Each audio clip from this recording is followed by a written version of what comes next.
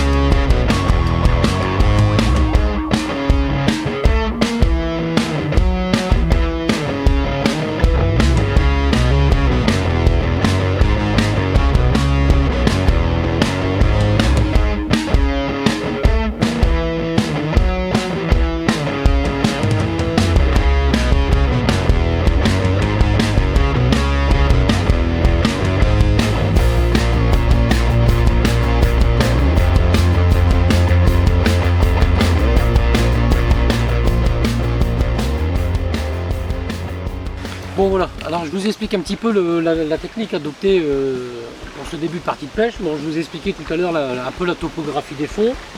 Donc ayant fait un premier amorçage bouillette maïs, pour voir si le blanc entrait sur le coup, j'ai adopté un montage d'inline en 160 grammes, et j'ai utilisé un banine articulé avec une petite dumbbell flottante, comme ici, voilà.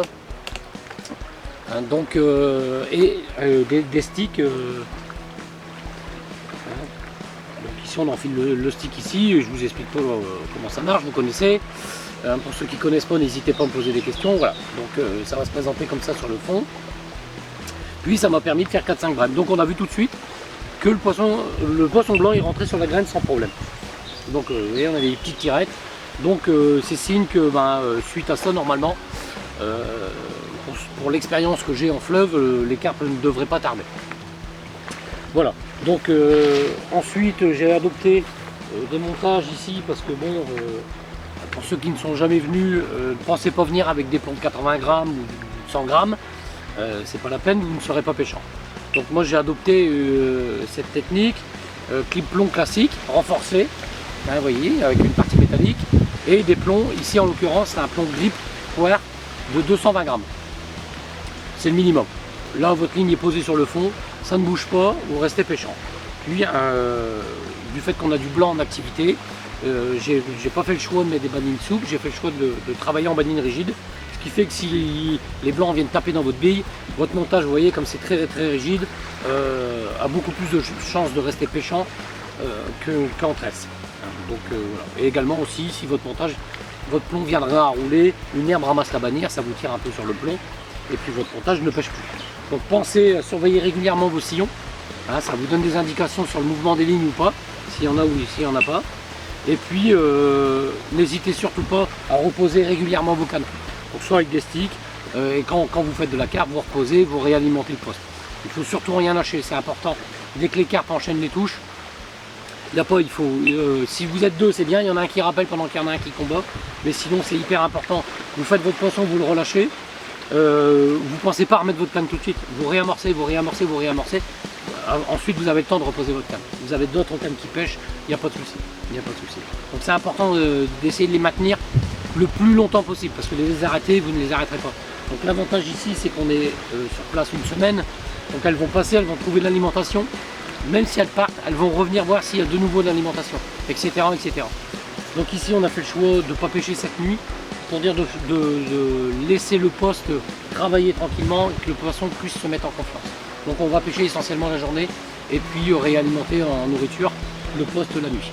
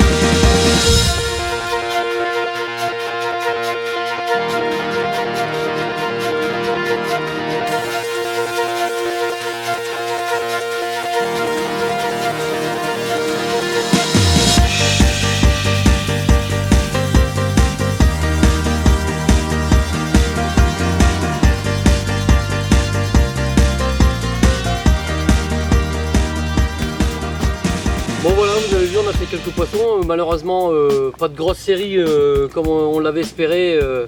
Ça arrive parfois en scène qu'on arrive à faire des grosses séries de poissons, des 60-70 départs la semaine. C'est des moments magiques et mémorables. Ici on totalise 4 poissons pour l'instant. Bon, c'est déjà pas mal, hein, vu les conditions météo qu'on a eues. On a un vent d'est très froid et du jour au lendemain on cuit complètement, hein. Ici il fait plus de 30 degrés sur les berges. Donc voilà, bon, c'est peut-être dû à ça, je sais pas. On a quand même une eau qui est une belle température, hein, qui est aux alentours de 19-20 degrés. Donc le poisson devrait être un peu plus actif. Donc ce matin on a été visiter d'autres secteurs, voir s'il fallait bouger pour les derniers jours ou pas. Puis on s'est aperçu qu'ailleurs c'était encore plus exposé au vent d'est. Donc, le vent apparemment ce matin s'est complètement calmé, donc on a toutes nos chances sur un poste qui est amorcé depuis plusieurs jours. Hier soir avec 2 départs d'affilée, hein, cette nuit, c'est pas trop mal engagé. Donc on va insister ici, hein, on va continuer à faire du rappel régulièrement, puis bon, alimenter à chaque touche. Si on continue à avoir quelques touches comme ça, mais bon, c'est déjà pas mal. En plus c'est des super poissons, très combatifs, donc la moindre touche, le moindre combat, c'est des souvenirs inoubliables. Donc voilà, on continue notre partie de pêche dans ce fleuve magique hein, que je vais continuer à vous faire découvrir tout au long de cette vidéo. Donc vous voyez ici on est sur un bras réservé à la navigation de plaisance. De l'autre côté de l'îlot qu'on a ici sur notre droite, on passe sur un bras à la navigation commerciale. Donc bon, il y a quelques règles à suivre hein, pour la sécurité et ça se passe très bien si vous avez un bon bateau, un bon moteur. Vous voyez, donc les bords de Seine se présentent comme ça, hein, très souvent des grandes plages. Hein, des grandes plages, donc après pour l'installation, pensez à prendre une serpette hein, pour couper les orties. Puis après vous installez, c'est très agréable comme tenue de poste.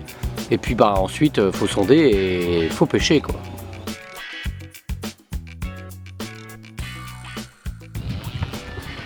Vous voyez ici on a des pointes d'île parfois.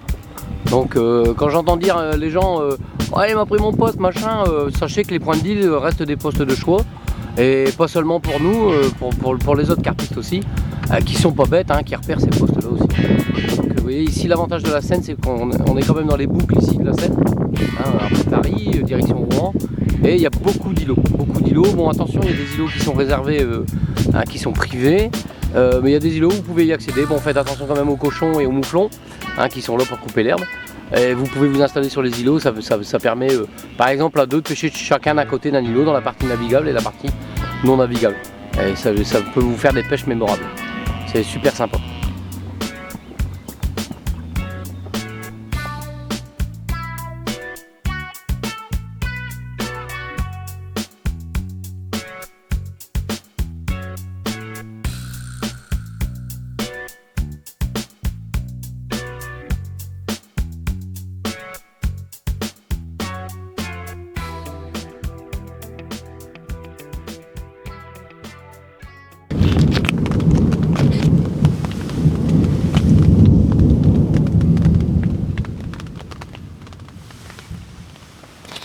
Bon voilà, je profite qu'on est ici en rivière pour vous parler d'une nœud de tête de ligne qui nous pose souci à tous quand on a des herbes qui dérivent. Dans ce fameux nœud, ça vient s'accrocher et si vous avez ce nœud avec un leader d'1,20 m, c'est pas gênant quand vous ramenez votre poisson. Par contre, si vous avez une tête de ligne qui fait 3-4 mètres, on se retrouve avec une boule d'herbe coincée à l'anneau de tête et puis ben, c'est quasiment, quand on est tout seul, c'est quasiment impossible de ramener le poisson à l'épuisette. Donc on est très embêté. Donc ici, on fait un nœud tête de ligne classique, hein, je vais vous le faire. Mais avant tout, la petite astuce, c'est d'enfoncer une petite gaine thermo comme ça. Vous passez votre gaine thermo, vous prenez la plus fine possible.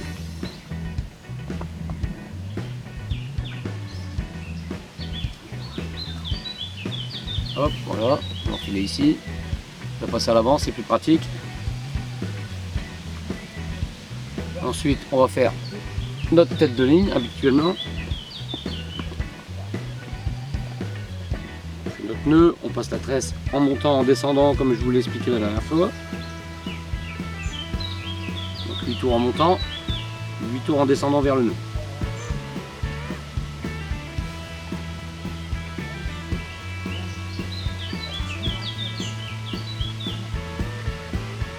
C'est vraiment embêtant ces herbes qui viennent se coincer dans ce nœud.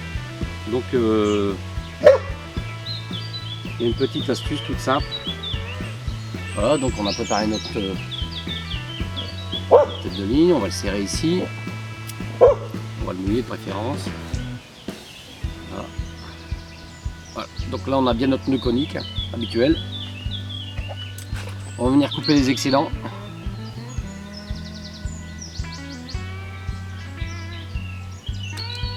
Hop, voilà. Donc c'est ce fameux nœud où tout l'herbe vient se coincer. L'herbe, les plastiques. Hein, ici en Seine, on a beaucoup de plastique qui dérive malheureusement. Hein, le fléau mondial du plastique.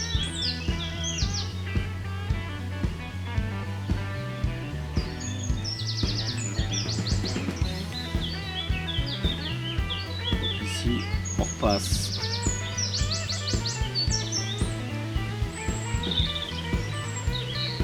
Voilà, donc vous placez votre gaine thermo comme ceci. Vous voyez, ça vient bien masquer le nœud. Voilà, et vous le trempez dans de l'eau bouillante hein, qu'ici je suis en train de faire chauffer. Ça, votre gaine thermo va complètement se rétracter. Voilà, et votre nœud ici complètement protégé. Donc l'herbe va complètement glisser dessus, ça va beaucoup moins accrocher, ça va quand même être mieux. Et puis en plus pour passer dans les anneaux, pourquoi pas, ça peut aider également. Voilà la petite astuce du jour.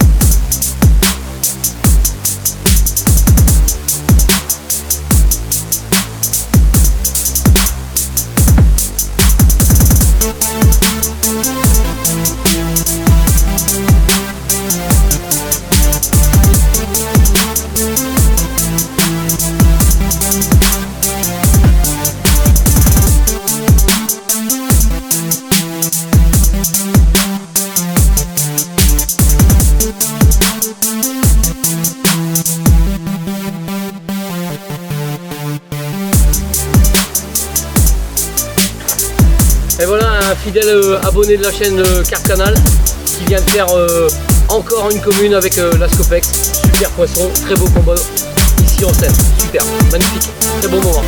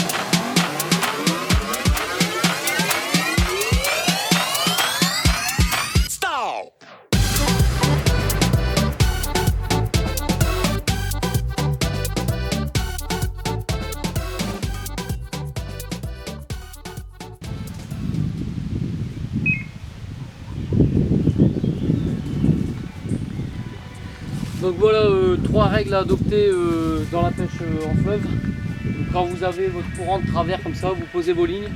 Surtout n'essayez pas de tendre vos lignes. Laissez du mou, laissez du mou, laissez du mou. Pour ma part je laisse parfois plus de 5 mètres de mou. Ça évite d'avoir la pression sur le plomb, direct sur le plomb. Et vos montages qui se déplacent tous les 5 minutes. Comme ça votre montage a moins tendance à bouger, vous restez plus longtemps pêchant. Deuxième astuce, ne desserrez pas trop vos freins. Comme ça, quand la carpe démarre, si elle démarre trop violemment et qu'elle s'arrête, votre bobine n'est pas emballée.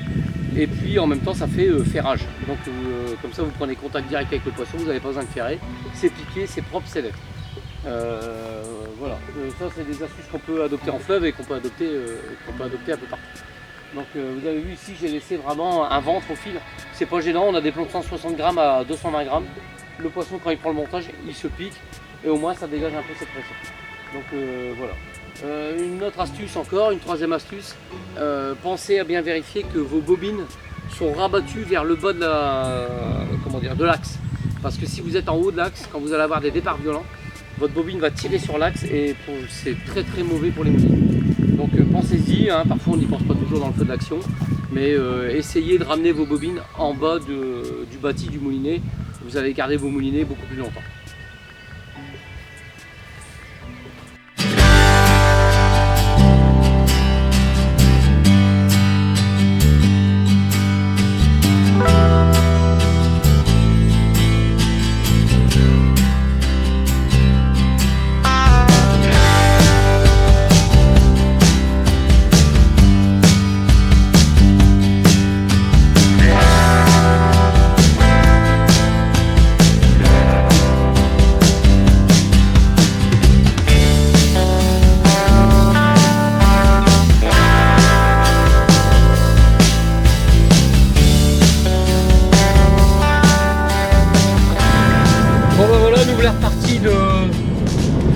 la Seine, hein, on a passé une superbe semaine. Bon, on n'a pas fait beaucoup de poissons, on a fait une dizaine de poissons.